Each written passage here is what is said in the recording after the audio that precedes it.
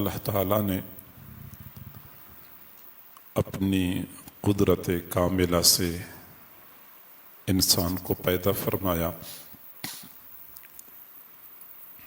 اور اپنی حکمت کاملہ سے اسے مرد اور عورت دو اصناف میں تقسیم فرمایا۔ اللہ تعالیٰ نے اپنی کامل حکمت کے تحت مرد اور عورت دونوں کی طبیعت میں، جسمانی ساخت میں، صلاحیتوں میں، مزاج میں فرق رکھا ہے۔ تاہم ایک معاملہ ایسا ہے جس میں مرد و زن برابر کے شریک ہیں، اور وہ ہے اللہ کی بندگی اور عبادت کا معاملہ۔ اللہ تعالیٰ نے مردوں کو جہاں اپنی بندگی کے لیے پیدا فرمایا تو خواتین کی تخلیق کا مقصد بھی یہی ہے کہ وہ اللہ کی بندگی اختیار کر لیں، اور جہاں مردوں پر لازم ہے کہ ان کو پتہ ہو کہ ہمارا رب ہم سے کیا چاہتا ہے، وہاں خواتین کے لیے بھی ضروری ہے کہ وہ اپنے اللہ کی منشا کو سمجھیں اور اس منشا کے مطابق زندگی گزارنے کا اہتمام کریں۔ اور اللہ کی منشا اور چاہت کو سمجھنے کے لیے قرآن اور حدیث کا علم ضروری ہے۔ اسی لیے کہا جاتا ہے کہ دین اسلام میں مرد اور عورت دونوں پر علم حاصل کرنا فرض اور لازم ہے، بلکہ کئی مرتبہ اہل علم حضرات یہ بھی کہتے ہیں کہ اگر کسی بندے کے دو بچے ہیں، ایک بیٹی اور ایک بیٹا، اور وہ ان دونوں میں سے ایک کو تعلیم دلوا سکتا ہے، دونوں کو نہیں دلوا سکتا، تو اس کو چاہیے کہ اپنی بیٹی کی تعلیم کو ترجیح دے۔ وجہ یہ ہے کہ بیٹا تو بعد میں بھی مختلف ذرائع سے دین کے بارے میں معلومات حاصل کر سکتا ہے، جبکہ بیٹی کو بعد میں مواقع نہیں ملنے، تو اس وقت بیٹی کی تعلیم کو بیٹے کی تعلیم پر ترجیح دینی چاہیے۔ اور یہی وجہ ہے کہ حضور صلی اللہ علیہ وسلم نے اپنی حیات مبارکہ میں جہاں صحابہ کرام کی تعلیم اور تربیت کا اہتمام کیا، وہاں صحابیات کی روحانی پرورش اور تعلیم و تعلم سے آپ نے چشم پوشی اختیار نہیں کی۔ صحابہ کرام کے لیے الگ علمی حلقے لگتے تھے، صحابیات کے لیے الگ علمی حلقے لگتے تھے۔ آپ صلی اللہ علیہ وسلم نے صحابیات کے لیے وقت مقرر فرمایا تھا کہ اس وقت میں وہ جمع ہوں، خواتین جمع ہو جاتی تھیں، آپ صلی اللہ علیہ وسلم تشریف لے جاتے تھے، دین کے بارے میں ان کو تعلیم دیا کرتے تھے۔ اور حضور صلی اللہ علیہ وسلم کے اس اہتمام کا نتیجہ یہ نکلا کہ جہاں حضرات صحابہ کرام نے حضور صلی اللہ علیہ وسلم کے علوم میں سے وافر حصہ حاصل کر لیا، تو صحابیات کا حصہ صحابہ کے حصے سے کم نہیں تھا۔ ہم صحابہ کرام کے حالات زندگی کا مطالعہ کرتے ہیں تو پتہ چلتا ہے کہ حضرت ابو ہریرہ، حضرت عبداللہ بن عمر، حضرت عبداللہ بن مسعود، حضرت عبداللہ بن عباس رضی اللہ تعالی عنہم کے علمی کارناموں سے آج تک امت مستفید ہو رہی ہے، تو وہاں پہ حضرت عائشہ صدیقہ رضی اللہ عنہا، حضرت حفصہ رضی اللہ عنہا، حضرت ام عطیہ رضی اللہ عنہا کی علمی خدمات سے بھی انکار نہیں کیا جا سکتا۔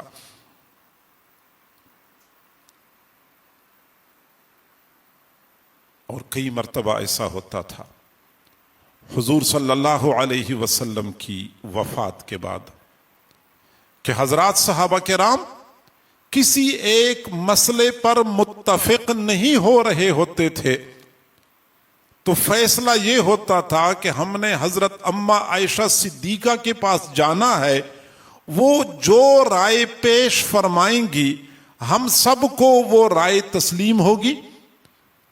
چنانچہ بڑے بڑے صحابہ کرام کے علمی اختلافات میں حضرت عائشہ صدیقہ رضی اللہ عنہا کی رائے کو فیصل کے طور پہ تسلیم کیا جاتا تھا۔ صحابہ کرام کے بعد پھر تابعین کا زمانہ شروع ہو گیا، اور پھر تابعین میں ہمارے اسلاف کی بیٹیوں نے، بہنوں نے علمی دنیا میں وہ روشن اور تابناک مثالیں قائم کر رکھی ہیں کہ آج تک تاریخ اس کی نظیر پیش کرنے سے قاصر ہے۔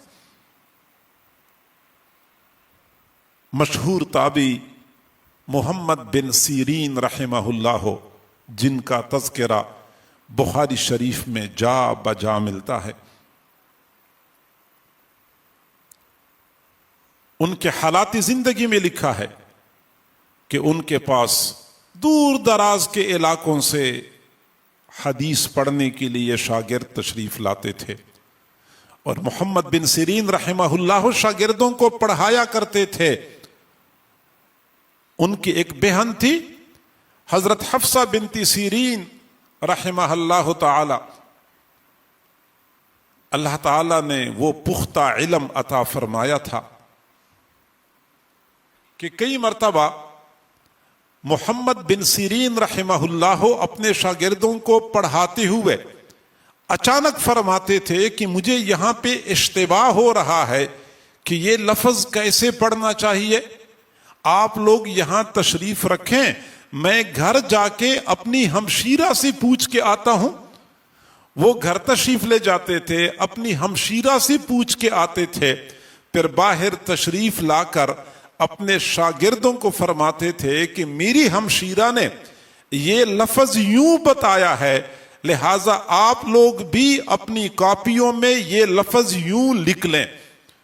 گویا کہ وقت کے بلند پایا محدث محمد بن سیرین رحمہ اللہ کی علمی رہنمائی ان کی ہمشیرہ حفصہ بنت سیرین فرمایا کرتی تھی۔ امام مالک رحمۃ اللہ علیہ مسجد نبوی میں حدیث کا درس دیا کرتے تھے، اور ان کے درس میں کیا عرب اور کیا عجم، کیا مشرق اور کیا مغرب، ہر جانب سے بڑے بڑے محدثین تشریف لا کر شریک ہوا کرتے تھے۔ اور اس زمانے میں حدیث پڑھنے پڑھانے کا طریقہ یہ ہوتا تھا کہ شاگرد پڑھ رہے ہوتے تھے، استاد سن رہے ہوتے تھے، استاد صرف غلطیوں کی اصلاح کرتے تھے، غلطیوں کی نشاندہی کر کے ان کی اصلاح کیا کرتے تھے، باقی استاد حرفاً حرفاً پڑھتے نہیں تھے، پڑھنے کا کام شاگردوں کا ہوتا تھا۔ چنانچہ شاگرد جب عبارت پڑھ رہے ہوتے تھے، کئی مرتبہ حدیث پڑھنے میں غلطی واقع ہو جاتی تھی، امام مالک رحمت اللہ علیہ کا دھیان کسی اور طرف ہوتا تھا، ان کو غلطی کا پتہ نہیں چلتا تھا، تو ان کی دو بیٹیاں پردے کی پیچھے موجود ہوتی تھیں، جو ہی محدث عبارت پڑھتے ہوئے غلطی کرتے تھے تو ان کے ہاتھ میں دو لکڑیاں ہوتی تھیں، ایک لکڑی دوسری لکڑی پہ مارتی تھی، اور یہ اشارہ ہوتا تھا کہ محدث نے عبارت غلط پڑھی ہے۔ پھر امام مالک رحمت اللہ علیہ متوجہ ہوتے تھے، دوبارہ عبارت پڑھواتے تھے، جہاں غلطی ہوتی تھی اس کی نشاندہی بھی فرماتے تھے اور درستگی بھی فرمایا کرتے تھے. گویا کہ وقت کے بڑے بڑے محدثین کی علمی اغلاط کی نشاندہی امام مالک رحمت اللہ علیہ کی بیٹیاں کیا کرتی تھی. کیا اللہ تعالیٰ نے ان کو صلاحیت عطا فرمائی تھی علمی دنیا میں؟ کیا ان کو اللہ نے وافر حصہ عطا فرمایا تھا؟ آج افسوس سے کہنا پڑتا ہے کہ ہماری بیٹیوں کو کن کاموں میں لگایا گیا، کس روح پہ چلایا جا رہا ہے، پتہ نہیں کہ کن کے مقاصد کے لیے ہماری بیٹیاں آج استعمال ہو رہی ہیں. اور تانا یہ دیا جاتا ہے کہ علماء یہ لڑکیوں کی تعلیم کے مخالف ہیں. واللہ علماء لڑکیوں کی تعلیم کے مخالف نہیں ہیں. میں نے قسم کھائی ہے ہم خواتین اور بیٹیوں کی تعلیم کے مخالف نہیں ہیں.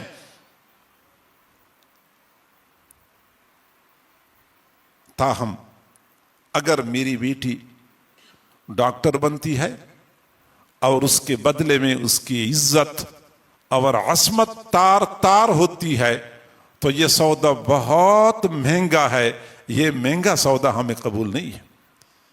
میری بیٹی انجینئر بنے اور اس کے بدلے میں میری بیٹی کے سر سے شرم اور حیا کی چادر اتر جائے تو یہ مہنگا سودا مجھے منظور نہیں ہے.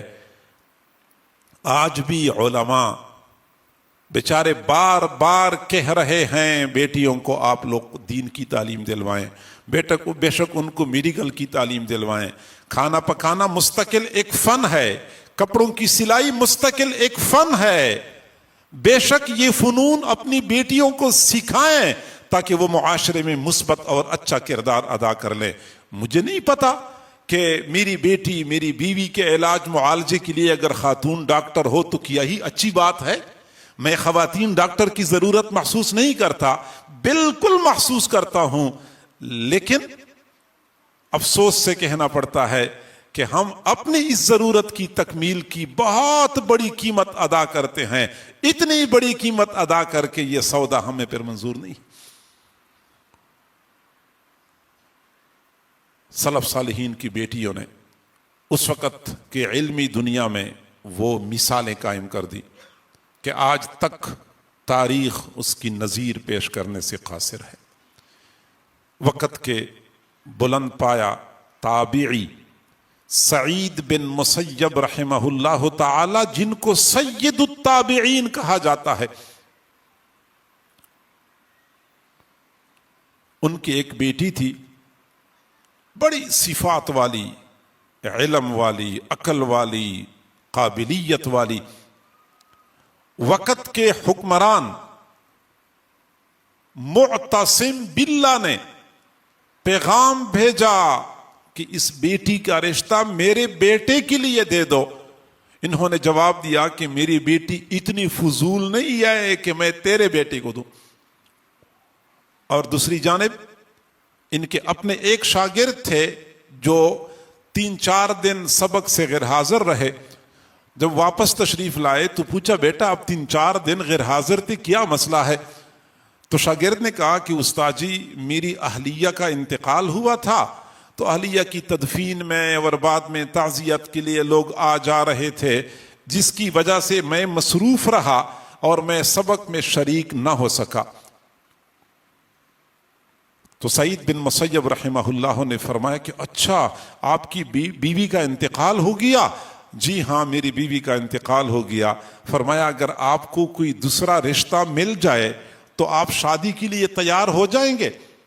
تو شاگرد نے کہا کہ استاد جی مجھے کون رشتہ دے گا؟ میرا تو حال یہ ہے کہ دور دراز کے علاقے سے آیا ہوا پردیسی مسافر ہوں.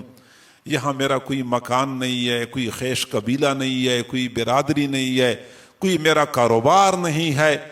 ایک مسجد میں نمازیں پڑھاتا ہوں اور مسجد کے ساتھ متصل حجرہ ہے، اسی حجرے میں میری رہائش ہے. میری پچھلی بیوی جنتی مزاج کی خاتون تھی، اس بیچاری نے اپنی پوری زندگی میرے ساتھ اس چھوٹے سے حجرے میں گزار دی. کھانے کے لیے کچھ مل جاتا تھا تو شکر ادا کرتی تھی، نہیں ملتا تھا تو صبر کرتی تھی۔ اس انداز سے انہوں نے میرے ساتھ زندگی گزاری۔ اب ان کا انتقال ہو گیا تو ان حالات میں کون مجھے دوسرا رشتہ دے گا؟ حضرت سعید بن مسیب رحمہ اللہ نے فرمایا کہ اگر آپ کو وقت کے محدث سعید بن مسیب کی بیٹی کا رشتہ مل جائے تو آپ یہ رشتہ قبول کر لیں گے؟ شاگرد نے کہا کہ میرے لیے اس سے اور بڑا اعزاز کیا ہو سکتا ہے۔ چنانچہ سعید بن مسیب رحمۃ اللہ علیہ فوراً اپنے گھر تشریف لے گئے، اپنی اہلیہ اور اپنی بیٹی سے مشورہ کیا، ان کو تفصیل بتا دی، بیٹی بھی آمادہ ہو گئی، اہلیہ بھی راضی ہو گئیں، باہر تشریف لائے، شاگردوں کو اکٹھا کر لیا اور شاگردوں کے مجمع میں اپنی بیٹی کا نکاح اس شاگرد کے ساتھ پڑھایا۔ میں نے بتایا کہ یہ وہ سعادت مند بچی تھی جس کے لیے وقت کے حکمران نے رشتے کا پیغام بھیجا تھا اور انہوں نے انکار کر دیا۔ ایک ایسے شاگرد کے ساتھ اپنی بیٹی کا نکاح کروا رہے ہیں جس کا نہ کوئی خیش قبیلہ ہے، نہ برادری موجود ہے، نہ کوئی کام کاروبار ہے، نہ مکان ہے۔ بہرحال نکاح ہو گیا، شاگرد چلا گیا اپنی مسجد میں۔ وہ فرماتے ہیں کہ عصر مغرب عشاء کی نمازیں میں نے پڑھائیں، عشاء کے بعد میں اپنے حجرے میں بیٹھا ہوا تھا، مطالعہ کر رہا تھا کہ دروازے پہ دستک ہوئی۔ میں نے پوچھا کون ہو؟ جواب دیا کہ میں سعید بن مسیب آپ کے دروازے پہ کھڑا ہوں۔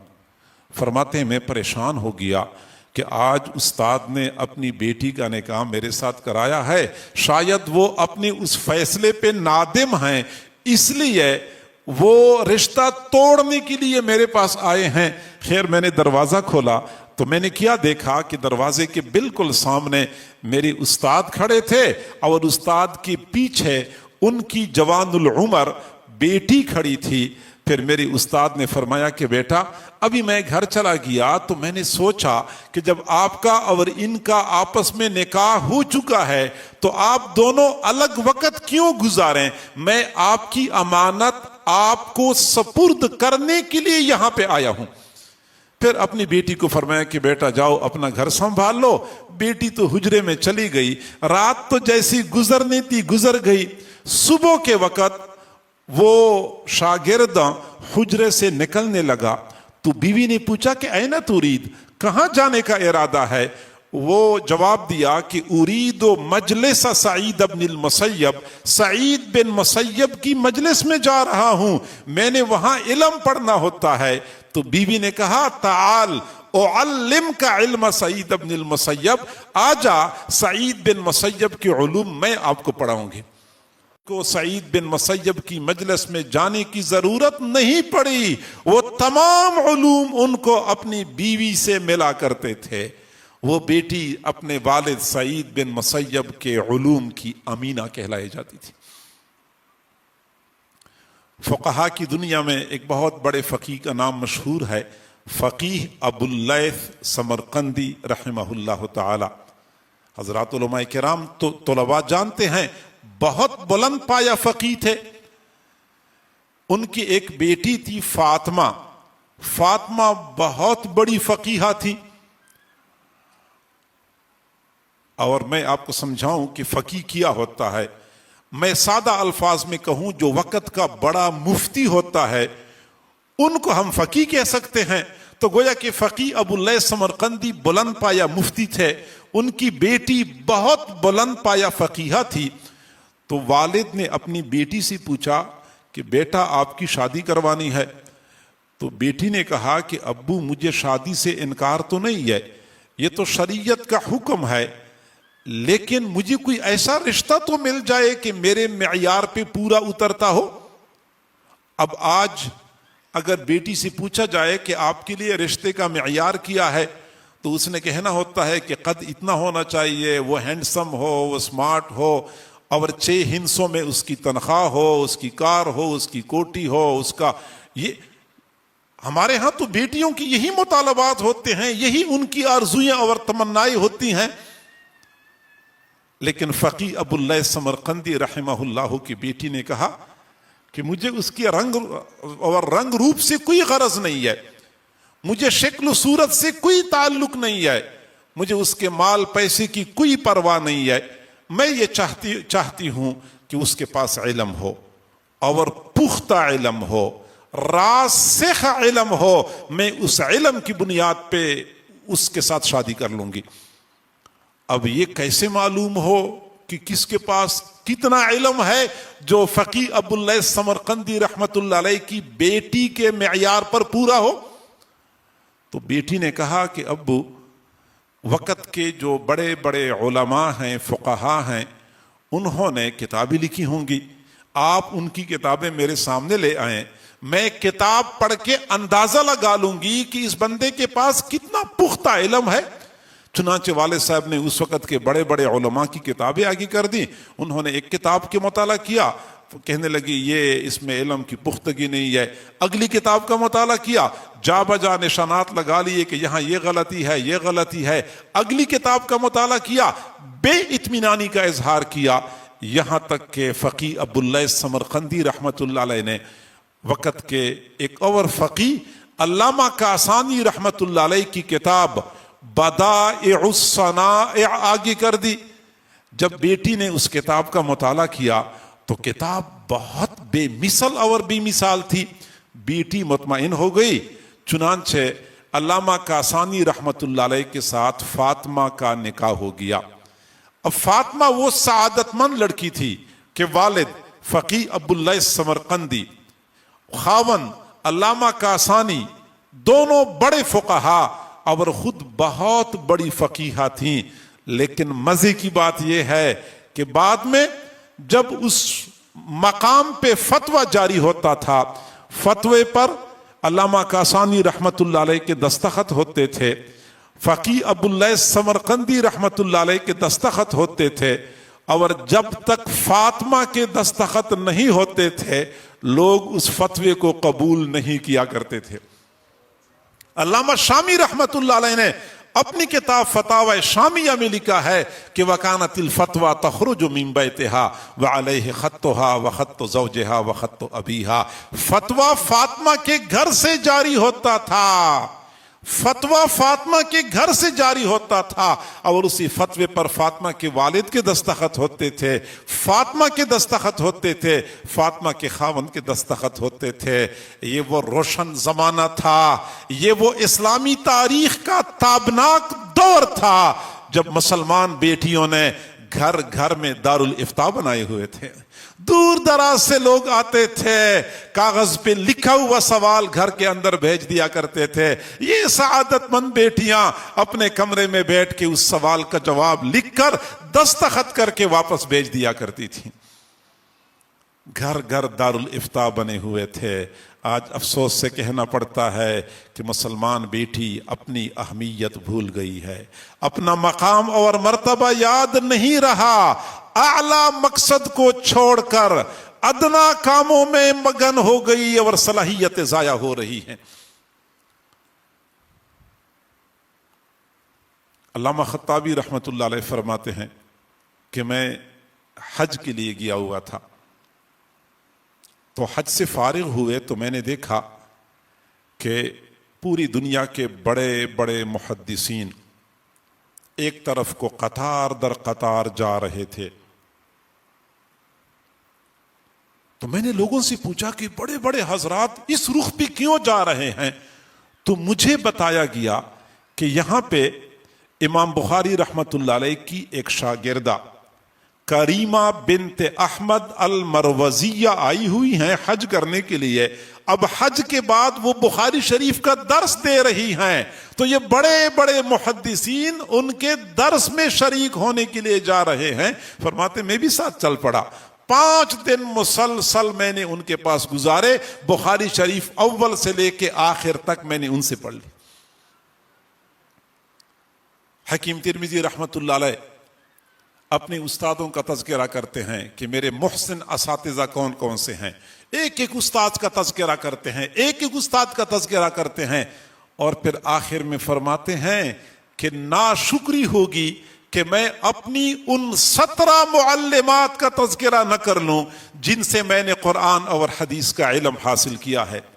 17 मुअल्लिमात, ये हकीम तिरमिजी रहमतुल्लाह अलैह फरमाते हैं, इमाम तिरमिजी नहीं, हकीम तिरमिजी रहमतुल्लाह अलैह फरमाते हैं कि मैंने 17 मुअल्लिमात से कुरान और हदीस का इल्म हासिल किया है।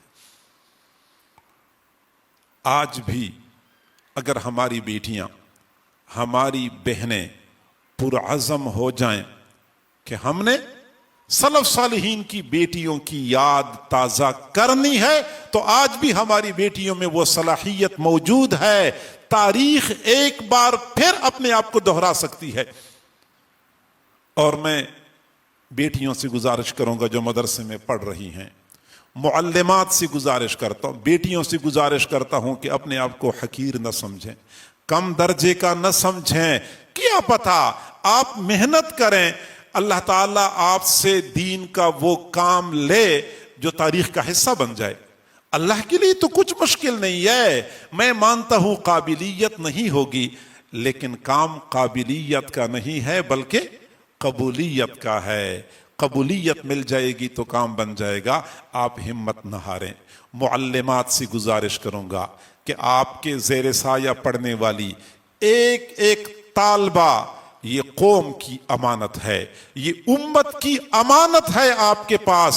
इस अमानत की हिफाजत करना, इसकी तरबियत करना, इसकी सलाहियतों को परवान चढ़ाना, ये आपकी तकवीनी जिम्मेदारी बनती है। अपनी जिम्मेदारियों को समझें।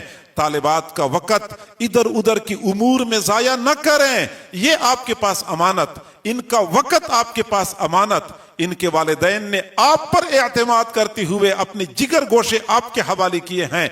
इन हीरों को तराशना, चमकाना और इनसे काम लेना ये आपका मजहबी फरीजा है। और दिन रात एक करके अपने इस फरीजे को पूरा करने के लिए कोशिश करें। और मैं दूसरे हजरात जो औलादों वाले हैं या दूसरी खवातीन जिनके घरों में बेटियां मौजूद हैं, मैं उनसे गुजारिश करूंगा कि आप लोग भी अपनी बेटियों पे तरस खाएं। लाड मिकाले की मीरास की खातिर उनको यूनिवर्सिटियों में धक्के खाने पर मजबूर न करें। इफ्फत और पाकदामनी खतरे में पड़ जाती है, ईमान और अकीदा खतरे में पड़ जाता है, शर्म हया की चादर तार तार हो जाती है। अपनी बेटियों पे तरस खाएं, अपनी जात पे तरस खाएं। इन बेटियों को कुरान और हदीस के उलूम से आरास्ताओं पे रास्ता कर लें। यही बेटियां कल मुआशरे की इस्लाम में एक बेहतरीन और मुस्बत किरदार अदा कर सकती हैं। और आप हैरान हो जाएंगे, आज लोग परेशान हैं, मुआशरे के अंदर बिगाड़ है, मुआशरे में खराबी है, और हम कोशिश कर रहे हैं कि मुआशरे की इस्लाह हो जाए, लेकिन इस्लाह नहीं हो रही। क्योंकि जिन माओं की गोद में बच्चों ने पलना होता है, उन माओं की तरबियत नहीं हो चुकी। तो शुरू दिन से बच्चों की तरबियत से गफलत बरती जा रही होती है। और जब बच्चा बड़ा हो जाता है, फिर उस्ताद और कारी साहब और मदरसे के मुदर्रिस कितनी ही कोशिश क्यों न करें, वो बचपन की तरबियत के असरात को हटाया नहीं जा सकता, खत्म नहीं किया जा सकता। हक बनता है, अगर हम चाहते हैं कि मुआशरे के अंदर बेहतरीन तब्दीली आए, तो आज की बेटियों की तरबियत करें। क्योंकि आज की बेटी कल की माँ, आज की बेटी कल की माँ। हमारी आने वाली नस्लों ने इन्हीं बेटियों की गोद में परवरिश पानी है। अगर इन बेटियों की तरबियत अच्छी हो गई, आने वाली नस्लों की तरबियत अच्छी होगी। अगर इनकी तरबियत में हमने गफलत का मुजाहरा किया, तो 1000 कोशिश के बावजूद आने वाली नस्लों की बेहतरीन तरबियत हम नहीं कर सकेंगे। और आप हैरान हो जाएंगे, 7वीं सदी हिजरी में जब तातारियों ने बगदाद पे हमला किया और बगदाद की ईंट से ईंट बजा दी, ऐसा कत्ले आम किया कि 6 महीने तक दजला नहर का पानी खून की तरह सुर्ख बह रहा था। और ये फकत कहानी नहीं है, उन्होंने हकीकत में इंसानी खोपड़ियों को इकट्ठा करके उनका मीनार बनाकर उन पर चढ़कर अपनी फतह का ऐलान किया था। इंसानी खोपड़ियों को इकट्ठा करके उनकी मीनार बनाए थे, उन पे चढ़कर अपनी फतह का ऐलान किया था। ऐसी दरिंदगी का मुजाहरा किया। और उस वक्त ख्याल ये था کہ 100 سال کیا، کئی 100 سال بھی گزر جائیں، مسلمان سر نہیں اٹھا سکیں گے، اور تاتاریوں سے دوبارہ عراق کو واپس نہیں لیا جا سکے گا، لوگوں کا یہ خیال تھا۔ لیکن 40-50 سال کا قلیل عرصہ گزرا، ایسا خوبصورت اور خوشگوار انقلاب برپا ہو گیا کہ نہ صرف یہ کہ تاتاری شہزادے مسلمان ہو گئے، بلکہ انہی تاتاریوں نے خود عراق کی سرزمین پہ اسلام کو نافذ کرنے کا اعلان کر دیا۔ اور یہ اچھا انقلاب کیسے آیا تھا، یہ خوبصورت تبدیلی کیسے آئی تھی، اس میں 2 طبقات کا کردار تاریخ کے اوراق پہ آج بھی چمکتا دمکتا نظر آ رہا ہے۔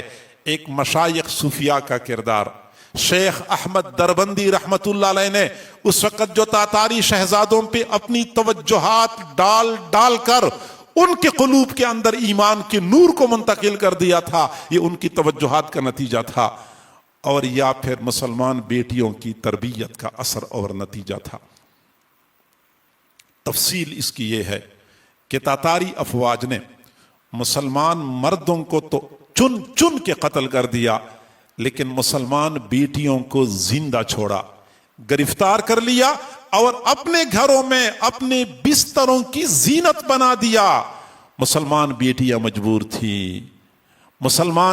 مجبور تھیں، وہ تاتاری افواج کے بچے پیدا کر رہی تھی، لیکن یہ وہ سعادت مند بیٹیاں تھیں جن کے دلوں میں ابھی ایمان کی چنگاری بجھی نہیں تھی، اللہ اور رسول کی محبت کی حرارت موجود تھی۔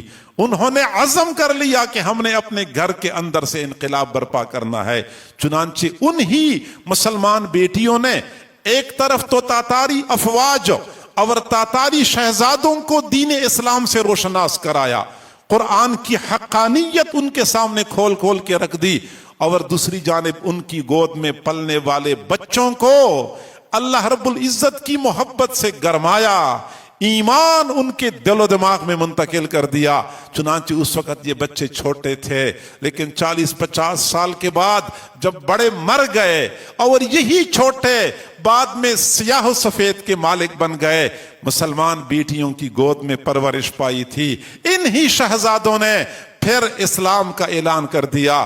چنانچہ وہ تاتاری شہزادے جب کسی مسلمان کو دیکھتے تھے تو ان کی آنکھوں میں غصے سے سرخ ڈورے پڑ جاتے تھے، وہی آنکھیں رات کے آخری پہر اللہ کے سامنے آنسو بہا رہی ہوتی تھیں۔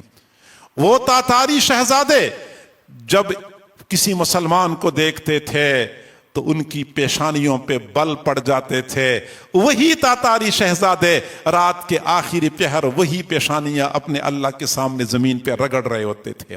وہ تاتاری افواج جن کو مسلمانوں کی جوانیاں شکست نہ دے سکیں، مسلمان بیٹیوں کی تربیت نے ان کو اسلام کے قدموں میں لا کے ڈھیر کر دیا تھا۔ مسلمان بیٹیوں کی کارنامے تھے، مسلمان بیٹیوں کی تربیت کا نتیجہ تھا۔ آج اگر ہم چاہتے ہیں کہ ہمارے معاشرے میں ایک اچھی تبدیلی آ جائے تو اس کے لیے ضروری یہ ہے کہ ہم اپنی بیٹیوں کی تربیت پہ، تعلیم پہ خصوصی توجہ دیں۔ اللہ کریم ہم سب کو سمجھنے اور عمل کرنے کی توفیق عطا فرمائے۔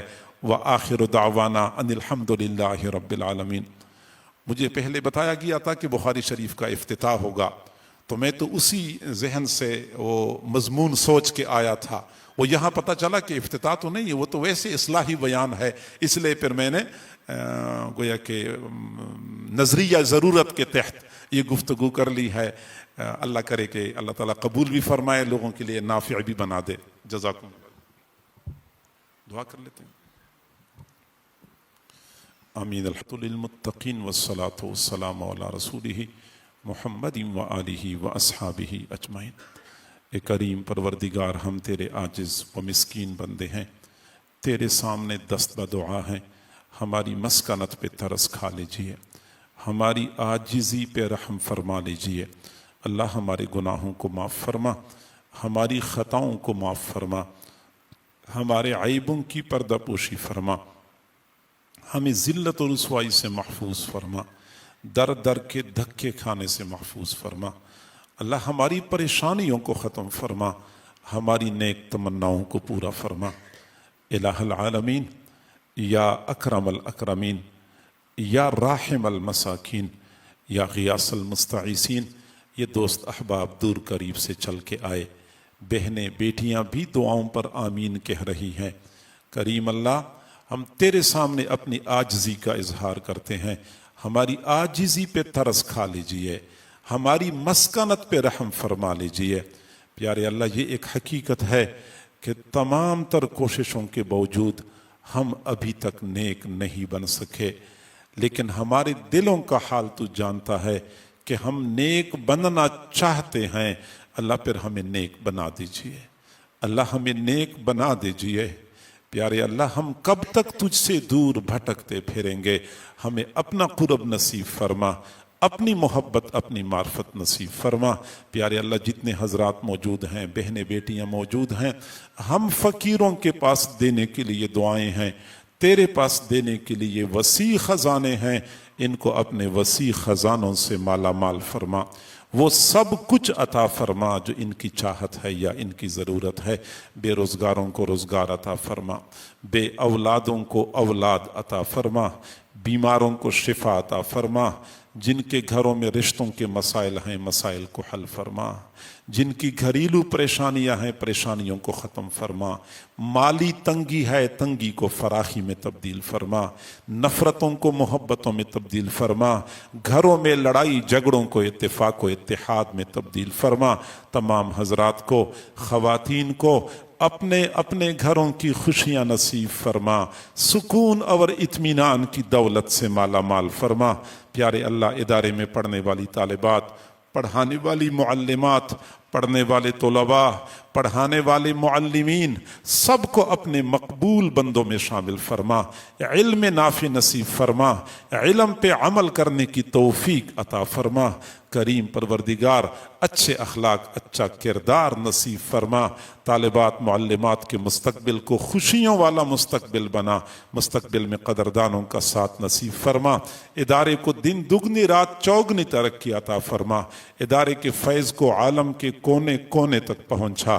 جن اسباب کی ضرورت ہے، غیبی خزانوں سے اسباب کا انتظام فرما۔ پیارے پروردگار، جو معاونین ہیں معاونین کو اجر جزیل عطا فرما۔